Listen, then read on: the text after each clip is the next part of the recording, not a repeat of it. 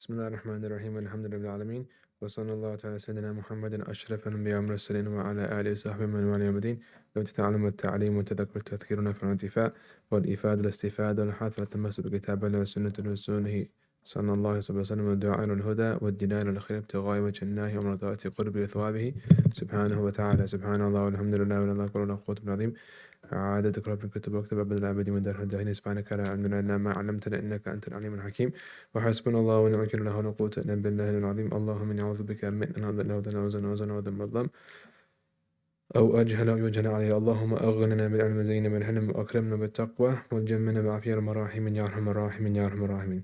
طيب, so we are resuming our second class in Shafi'i Fiqh, going over the book, The Ladder to Success in Truly Loving Allah Ta'ala. And we'll start with the introduction. So what we covered last time was the meanings of the words fard or wajib, the word mustahab or sunnah or mandub, the word mubah, the word makruh, and the word haram. And we covered as well the meanings behind what valid means, what invalid means, right? So wajib is if you perform something that's wajib, right? You basically something that's wajib, if it's obligatory, you're rewarded for doing it and you are punished for leaving it. And if you perform something that's mandub or sunnah, you're rewarded for doing it and you are not punished for leaving it. If you perform something that's mubah or permissible, you're neither rewarded or punished for doing it. Although your intention can influence that. So if you, for example, perform something that's mubah or permissible with an intention, with a good intention, like you sleep with the intention for gaining energy to serve Allah Ta'ala. Sleeping is mubah, but if you do that with the intention, you're rewarded then. Makruh or disliked, if you perform something makruh, you are not punished, but if you leave it, you are rewarded. And haram or impermissible or forbidden, doing it results in punishment, not doing it results in good deeds. Invalid, we said, means that you've done something according to how Allah Ta'ala wants you to do it. Invalid means that you've left something out, so you haven't done it the way Allah wants you to do it. So Allah wants you to pray a certain way, to read Fatiha, to stand, to do ruku', to sujood, and everything like that. If you leave any of that out, your prayer is not valid. If you do it like the way Allah wants you to do it, how the Prophet taught us, your prayer is valid. So with that said, let's start the book. The author says in the introduction, he says, all praises for Allah, Lord of the worlds. I testify that there is no deity except Allah alone and without partner. I testify that our Master Muhammad is his servant and his messenger.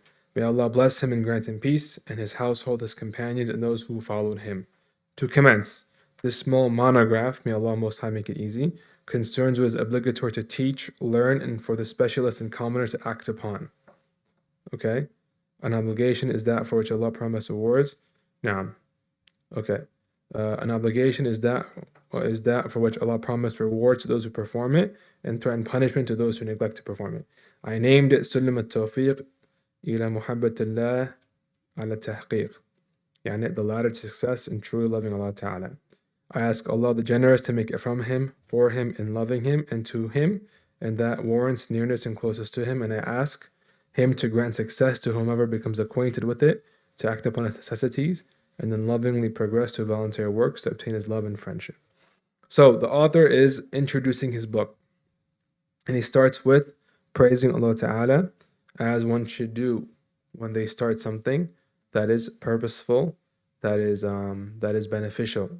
As is narrated in hadith, the Prophet said in hadith, he said, whoever doesn't start, whoever does start something that is important without mentioning God, without praising Allah Ta'ala, then that action is void of blessing, void of barakah. So he praises Allah, and he testifies there is no deity except Allah Ta'ala, and that the Prophet ﷺ is his messenger. And then he continues, he said this book, he wrote it specifically for whom? For the layman, and also for someone who's an expert. Because everything in this book is something everyone is everything in this book is full of material that everyone needs to know and act upon, no matter who they are. No matter who they are. And he named it, because of that, he named it what? Sullam Al-Tawfiq, the ladder to success in truly loving Allah Ta'ala.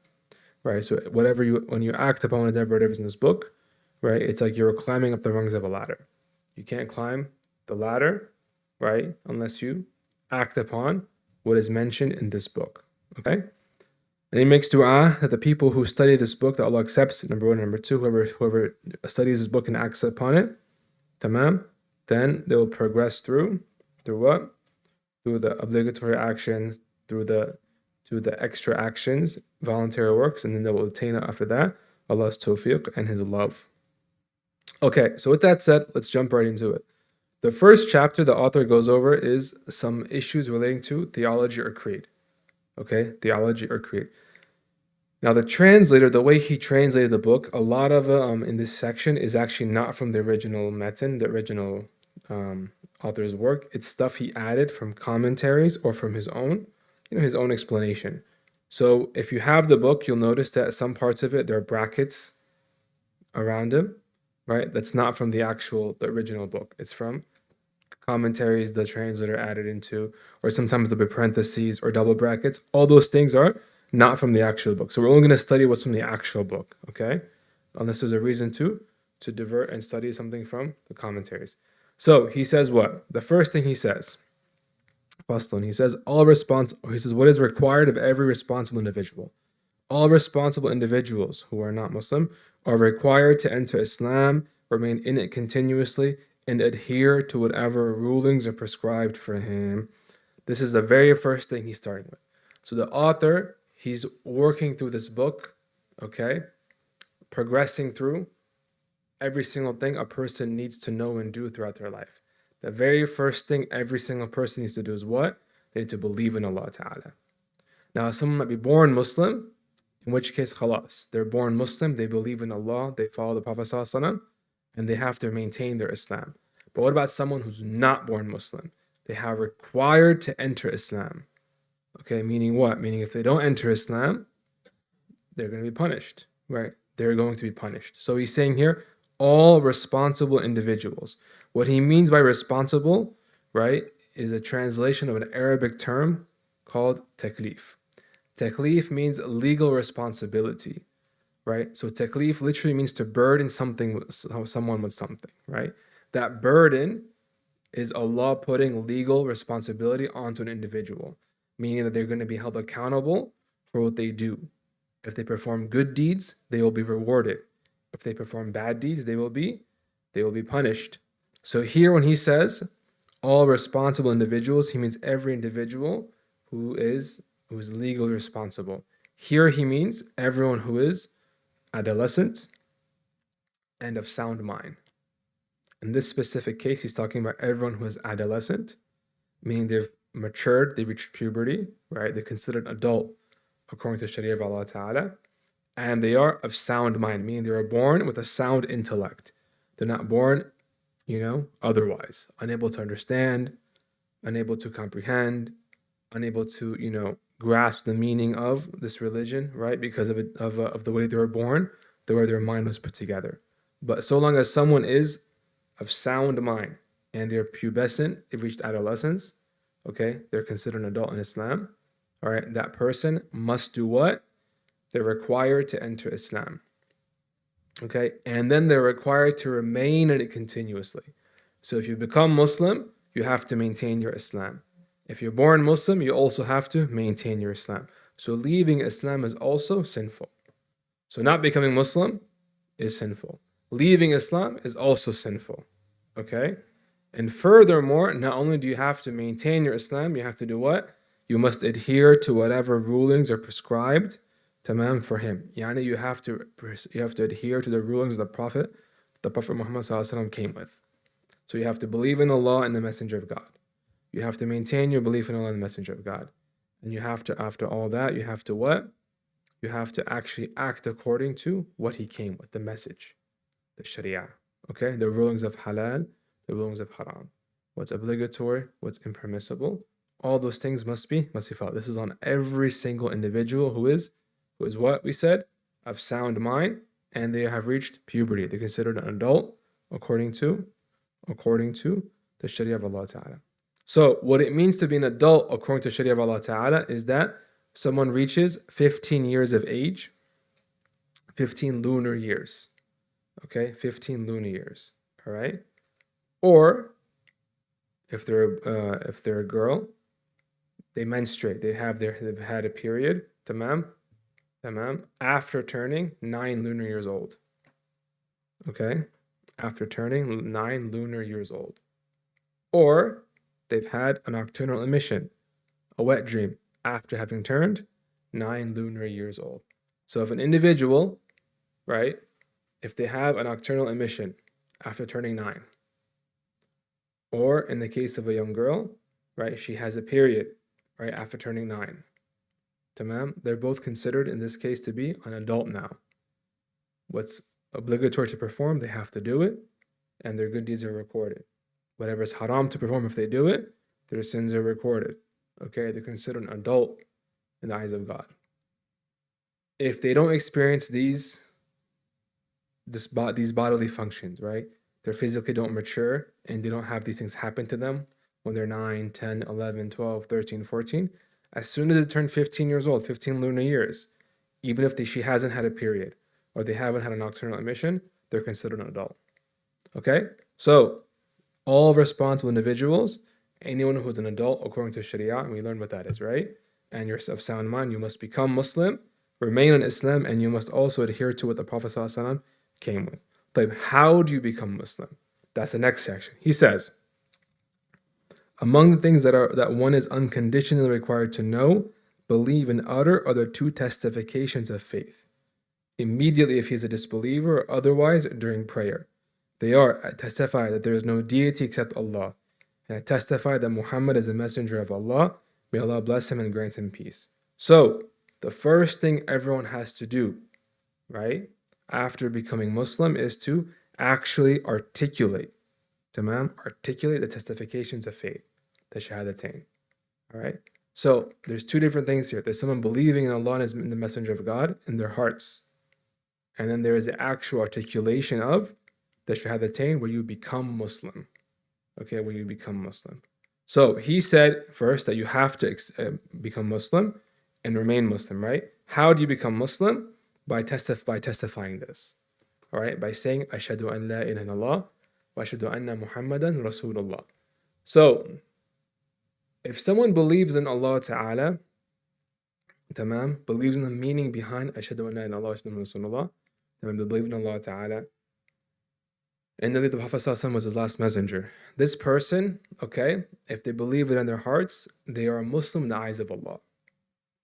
They are Muslim in the eyes of Allah. Meaning, right? Meaning, when they pass away and they're resurrected, okay, Allah will treat them like a believer, like a Muslim. But they're considered sinful. Okay? They're considered sinful for having neglected saying the shahadatain, the testification of faith in their life. And so long as they're alive, the Muslims can't treat them like a Muslim until they verbally articulate, the testification of faith. Meaning what? Someone, for example, becomes, in their heart, they believe in Islam and they believe in the Prophet ﷺ. They never articulate the shahadatain. Okay? This person is considered Muslim in the eyes of God. But amongst the people, we don't consider that person Muslim. Meaning, for example, like they can't come and lead prayer. They're not Muslim. They can't give a Jummah khutbah. They're not Muslim, right? They can't marry a Muslim woman if they're a man because they're not outwardly. We can't apply the rulings of being Muslim to this individual until what? Until they actually articulate, the shahadatain. If they pass away on this state, they're considered sinful. But Allah will treat them like a believer in the next life. Okay? They'll be considered a believer in the eyes of God. Okay? Tamam. So he says that you have to know this, what it means, and you have to actually articulate to become Muslim. So if someone, becomes Muslim, they enter Islam through articulating the shahadatain. But this articulation, this entrance of Islam comes with conditions. The first thing is that the person is of sound mind when they articulate it. Okay? If someone is not of sound mind, for example, like they have a bout of insanity and they articulate it, for example, that doesn't count. You must be of sound mind when you actually articulate the certification of faith for it to count as an entrance to Islam. That's number one. Number two, you must also have reached puberty. Okay? What we talked about earlier, those 3 things that make someone an adult in Islam. All right? Number 3, You cannot be forced into saying it. You have to say it of your own free will. So no one can be forced into becoming Muslim, because a condition of entering Islam is that you are doing it according to your own free will. You actually want to do it. All right? You actually choose to do it. All right? That's number 3. Number 4, you have to actually articulate this phrase, Ashhadu an la ilaha illallah wa ashhadu anna Muhammad Rasulullah. If you're able to do it in Arabic, it has to be in Arabic, tamam, and you understand its meaning. If you can do it in Arabic, you have to do it in Arabic while you are understanding its meaning. So it's been explained to you, this is what it means, this is how you say it, and you say it in Arabic. If you can't do it in Arabic, then you can do it in English. Tamam? Number 4, okay, they must be done in sequence, in the sequence mentioned. First you say Ashhadu an la ilaha illallah, then you say Ashhadu anna Muhammad Rasulullah. You can't do it in reverse. You have to do it in that sequence. Okay? Number 5, you can't do it with a big pause in the middle. Okay? Everything has to be done sequentially, consecutively, without any pauses or gaps or interruptions. So you can't say, for example, Ashhadu an la ilaha illallah, and then stop for a minute or two, and then say, Wa ashhadu anna Muhammad Rasulullah. No, it has to be one testification without any interruptions, without any pauses or anything like that. Okay? So those are the conditions for entering Islam. Now, what that means for us practically, tamam, is that if someone expresses a desire to become Muslim, right? If someone expresses a desire to become Muslim, what we should do is immediately have them, help them through articulating this testimony of faith. There's no condition that it has to be done Yawm al-Jumu'ah on Friday in front of a big crowd, right? We didn't study that, right? That's not a condition to someone becoming Muslim. So as soon as someone's ready to say it and they want to say it, we should have them say it. Even if, no one's there. Even if no one's there to observe it. Even if, tomorrow is a big day, a big gathering of Muslims, let's wait to do it tomorrow in front of the Imam or the Shaykh or something like that. No. Do it right now, right? Because you never know what's going to happen between then, that moment in time, and the future appointment. You never know. That person, God forbid, might pass away on other than Islam. So you want to help people say it as soon as they are ready to say it, okay? With the conditions stated. And they're what? The person has to be, we said, has to be puberty, has to be of sound mind. They have to actually articulate the phrases, okay, in Arabic if they're able to, right? They can't be doing it you can't be forced into doing it. They have to do it in sequence, and there cannot be any interruptions in them saying it. It has to be one phrase without any interruptions or any long pauses. Okay? Then he says, the meaning of I testify there is no deity except Allah is that you know, are convinced of, believe and consider it true that nothing in existence is rightfully worshipped except for Allah, the one, the singular, the first, the beginningless, the living, the self-subsistent, the endless, the everlasting, the creator, the provider, the knowing, the able who does whatever he wills, whatever Allah wishes is, whatever he wishes not to be is not. There is no change or power except through Allah, the mighty and high. So to enter Islam, you have to articulate this phrase while at the same time unbelieving in its meaning. And what is its meaning? Here it is. That you testify that there is no deity except Allah. That nothing is worthy of worship except for Allah Ta'ala. Tamam? Ashhadu an la ilaha illallah. The word ilah in Arabic refers to a deity, something that is worshipped. But no deity, tamam, has a right to be worshipped except for what? Except for who? Except for Allah Ta'ala. So whether it's, idols or false gods or mythic gods or ideas or whatever, right? All these deities or things people worship, none of them are actually deserved to be worshipped. Only Allah Ta'ala has that right to be worshipped. So he says, I testify that there is no deity except Allah Ta'ala, that nothing is rightfully worshipped except for Allah Ta'ala. Tamam. You have to do this when knowing what it means and being fully convinced of it. articulating the shahadatain without actually believing in it is what? It's hypocrisy, right? It's hypocrisy, okay? But to believe in it firmly and then articulate it, those are the conditions to enter Islam. So he says, the meaning of I testify that there's no deity except Allah is that you know, are convinced of, believe and consider it true that nothing in existence is rightfully worshipped except for Allah. Who is Allah? He is the one. So there are no other gods except for Him. He is the only one. The singular. Tamam? The first. He always was and He always will be. The beginningless. Tamam? The living, and He is alive. The self-subsistence, meaning He doesn't need anything else. He doesn't need any other being to support His existence. He doesn't need anything from anyone else. He doesn't even need our worship. He doesn't need us to believe in Him. He is completely, tamam, void of any need. He's completely void of any need, and He doesn't need anything else at all. Okay? The endless, tamam, the endless, meaning He's everlasting. He always was and He always will be. The endless, the everlasting, the creator of every single thing. Every single thing was created except for Allah Ta'ala. The provider, every single thing after they were created, Allah provides for them. Even continuing their existence is provision from God. So Allah created something, and them not winking out into non-existence, that is Him providing for them. Right? So He can create an individual, for example, right? Why does that individual persist in existence? Because Allah maintains their existence. So He created everything, He maintains their existence, and He provides for them.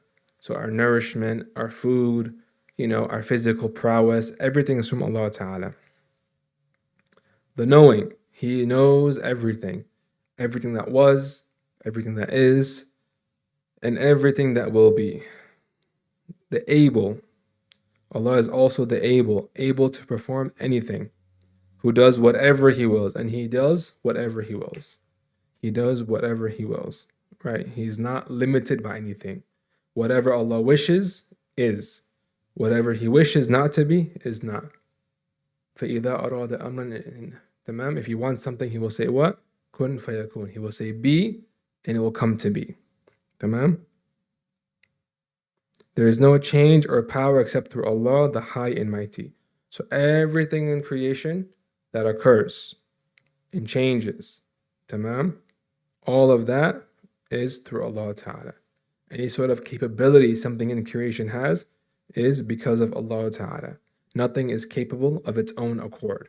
It's all from Allah. Okay?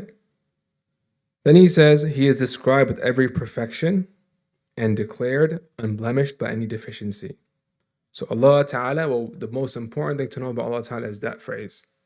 He is described with every perfection and declared unblemished by any deficiency. Every single quality of perfection you can think of belongs to Allah. Tamam? And every single quality of imperfection you can think of, Allah, tamam, does not have it. Okay, Allah does not have it. There is nothing like Him, and He is the hearing, the seeing. So while He has all that, okay, He's also unlike anything else that you can ever come to think of. So human mind cannot really come to conceptualize Allah Ta'ala in that way, right? So anything that comes to mind, Allah is not like that. He's beginningless, and everything else is preceded by non-existence. So He created every single thing, but nothing created Him. He is the creator, and everything else is created. His speech is existent from eternity, tamam, i.e. without a beginning, like all of His attributes. Since He, glorified is He, is contrary to all created beings in His essence, attributes, and actions. Whatever conception you have in your mind, Allah Most High does not resemble that. Glorified is He, and greatly elevated is He from what the wrongdoers say. What this phrase means, these series of sentences we just read, what they mean essentially is that Allah Ta'ala is unlike anything in creation, right? And His attributes that we just described earlier, right? The fact that He's one, singular, first, beginningless, living, self-subsistent, endless, everlasting, the creator, the provider, the knowing, the able. Tamam. He was all those things in pre-eternity.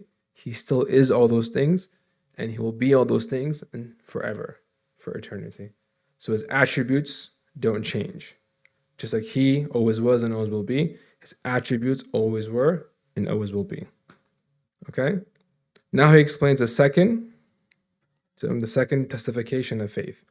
He says, the meaning of I testify that Muhammad is a messenger of Allah is that you know, are convinced of, believe it, and consider it true that our master and prophet Muhammad bin Abdullah bin Abdul Muttalib bin Hashim bin Abdul Manaf al-Qurashi, may Allah bless him and grant him peace, is a servant of God and his messenger to all of creation, that he was born in Mecca and was sent as a prophet therein. He immigrated to Medina and was buried there, and that he, may Allah bless him and grant him peace, is truthful in everything he reported, including divine disclosures that cannot be known through pure reason. So the second part of the testification of faith, Ashhadu anna Muhammadan Rasulullah, what does it mean? That you testify that Muhammad is a messenger of Allah. You have to know that, be completely convinced of it, and believe in it. Tamam. That the Prophet Muhammad, who was he? He was the son of Abdullah, the son of Abdul Muttalib, the son of Hashim, the son of Abdul Manaf, from the tribe of Quraysh. He was a prophet of God, a servant of God, his final prophet. Okay? You have to believe in him. And you believe and know that he was who? He was one born in Mecca, who eventually immigrated to Medina, passed away there and was buried there, right? That he is truthful in everything he said. Every single thing that he said, you believe that he was truthful in it. Not a single lie ever left his lips. Everything he said, he was truthful about. Okay? And you believe, tamam?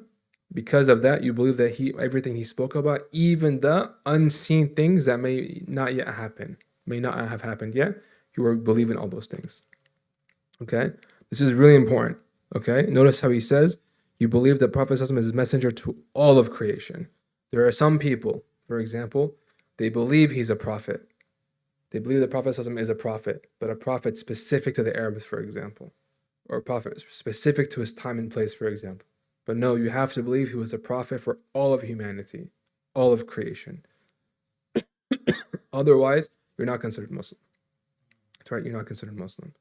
Tamam? You're not considered Muslim. So anyone, the admission into Islam hinges on one believing in these two testifications. To testify that there is no deity except Allah Ta'ala, nothing worthy of worship except Allah Ta'ala, and that the Prophet ﷺ is his messenger, okay, is a messenger of God. So entrance into Islam, salvation rests on one believing in these two things, okay? Salvation rests upon one believing in these two things. Tamam? So, then he continues, and he says, after talking about testification, notice he said that you have to also believe that Prophet ﷺ was born in Mecca, and that he was sent as a prophet there, and he immigrated to Medina, and he passed away and was buried there. So knowing about the Prophet ﷺ's life, basic idea about his life is also obligatory upon every believer. Okay. In fact, they say that the first things a parent must teach a child is what? Is, what's obligatory upon them to perform, right? You have to teach your child how to pray, how to fast, right? What's haram and stay away from that, okay? What they have to perform as a Muslim. And you also have to teach the child as well about the Prophet ﷺ, who he was, where he was born, where he emigrated to, tamam, where he passed away, a little bit about his lineage, his family. All these things are also obligatory for a parent to teach a child, okay? That's why he mentions it here, okay? That's why he mentions that section there, okay? طيب. Then he says, these divine disclosures, and the things that Prophet ﷺ spoke about that are from the unseen, that the rational mind cannot conceive of its own accord. If you were to sit in an armchair and think for years, decades, eons, right? Nothing would ever help you conclude, right, that there's something like a resurrection, tamam, or a weighing of the scales of good deeds and bad deeds, or a judgment before God. The rational mind can lead you to believe in Allah Ta'ala, for example, that He is one, that He exists, there's a creator, right? But knowing about what's yet to happen in the unseen world, tamam, or on the day of judgment, or heaven and hell. Your mind can't lead you to those answers. But the Prophet ﷺ came with those answers, right? And so we have to believe in it. He says, these divine disclosures and things that no human being would know unless it were for revelation. These divine disclosures include the punishment of the grave and its bliss, the questioning of the two angels, Munkar and Nakir, the resurrection, the gathering while waiting for judgment, the turmoil from the second blowing of the horn until we enter paradise or the fire, the accounting, the rewarding, the punishment, the scale, the fire, the bridge, the watering trough, the intercession in its various forms, paradise and eternal life, and paradise for anyone who died a believer, or the fire for anyone who died a disbeliever. So now he says some of these things that are from the unseen, that the Prophet told us about, events that have not yet happened but will come to be, things in the next life that exist and will come to happen. Some of these things that we have to believe in are what? Number one, the punishment of the grave and its bliss, that people can be punished in their grave for actions they performed in this life. Tamam? And people can have graves of bliss, of tranquility, of pleasure, right? Their grave is like a piece of paradise because of how they lived in this life. Tamam?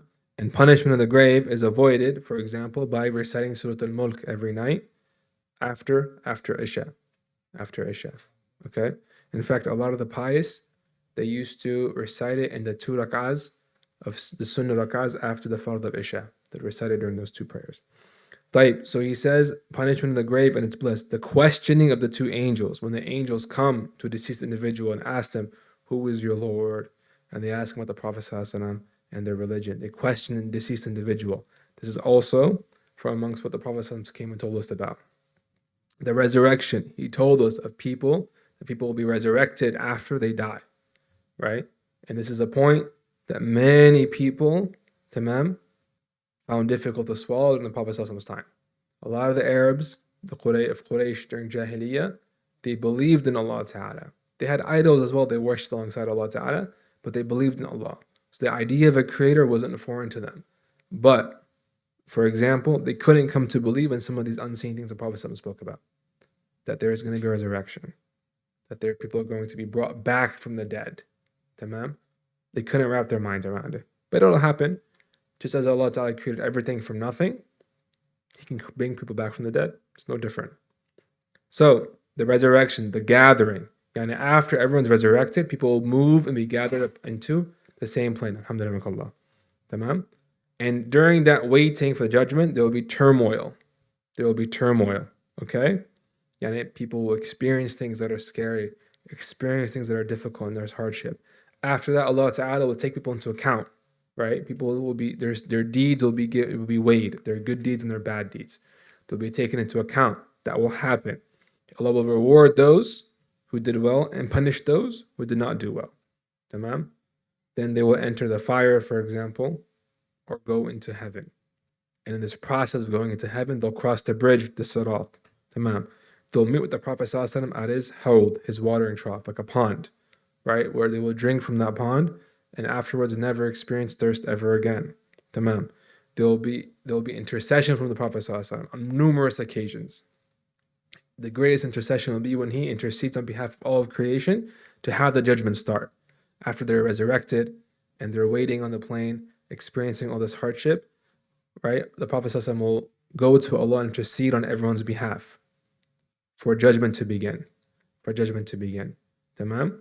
And he will intercede again after that for various people of his ummah, for things they have done or punishment they're meant to receive, but he will save them from that punishment, from the fire. And so the paradise is also something we have to believe in. An eternal life, whether it's in paradise or in the fire. Okay? Also, they include seeing Allah Ta'ala glorified and most high is He, not as created beings are seen. Believers will see Him in paradise and before entering it.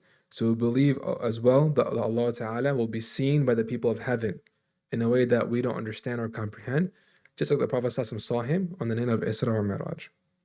They include as well believing in Allah's angels. So angels, we have to believe in them, right? They're beings of the unseen world. We can't detect angels.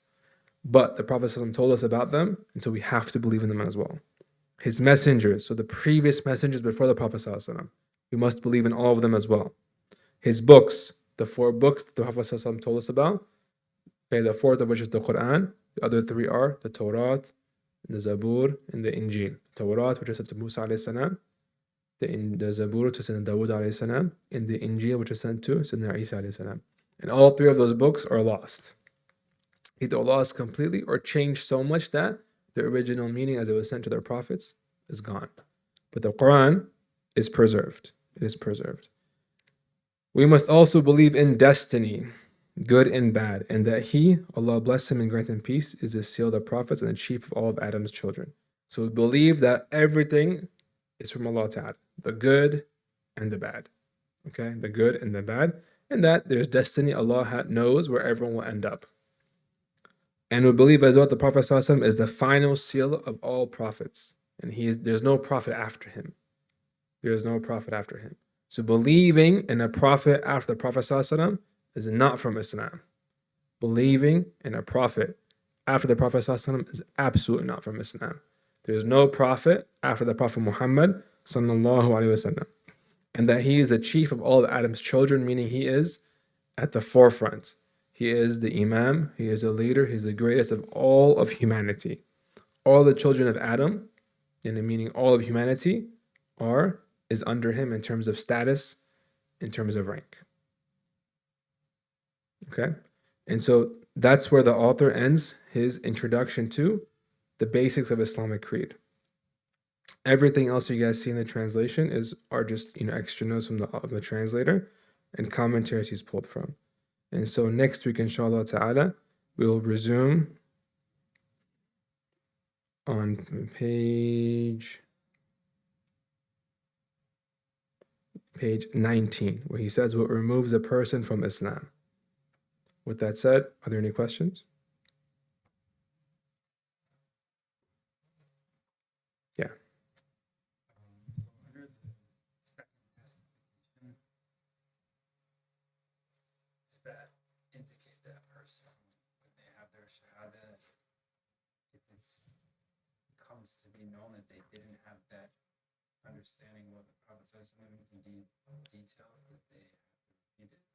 No. So that's a good question. So he's asking if someone didn't know all these details about the Prophet ﷺ when they said their shahada, does it still count? It counts. As long as they believe the Prophet ﷺ was the prophet to all of mankind, it counts.